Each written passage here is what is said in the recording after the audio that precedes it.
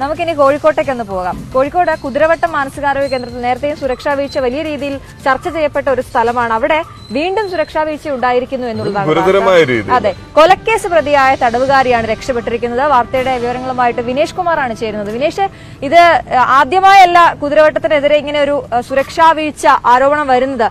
എന്താണ് സംഭവിച്ചത്? എപ്പോഴാണ് ഇവർ രക്ഷപ്പെട്ടത്?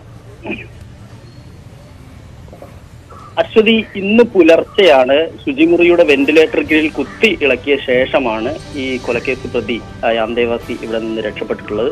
കുതിരവട്ടത്ത് നമുക്കറിയാം, കഴിഞ്ഞ കുറച്ച് കാലങ്ങളായി അന്തേവാസികൾ നിരന്തരമായി തടവ് ചാടുന്ന സംഭവം ഉണ്ടായിരുന്നു. ഇതിന്റെ ഒരു പശ്ചാത്തലത്തിലാണ് ഇവിടെ ആരോഗ്യമന്ത്രി ഉൾപ്പെടെ സന്ദർശിക്കുകയും ഇവിടെ മതിയായ സുരക്ഷാ സംവിധാനങ്ങൾ പ്രഖ്യാപിക്കുകയും ചെയ്തു. പക്ഷേ ഇപ്പോഴും കൃത്യമായ സുരക്ഷാ ഉദ്യോഗസ്ഥർ ഇവിടെ ഇല്ല. ആകെ നാമമാത്രമായ സുരക്ഷാ ഉദ്യോഗസ്ഥർ മാത്രമുള്ളത്. മുമ്പ് ഇതുപോലെ തന്നെ അന്തേവാസികൾ തടവ് ചാടിയതിനെ തുടർന്ന് 1-2 പേരെ മാത്രമാണ് നിയമിച്ചിട്ടുള്ളത്. എങ്കിൽ പോലും അത് പര്യാപ്തമല്ല എന്ന് തന്നെയാണ് ഇവിടെ ഉള്ള അധികൃതരും പറയുന്നത്.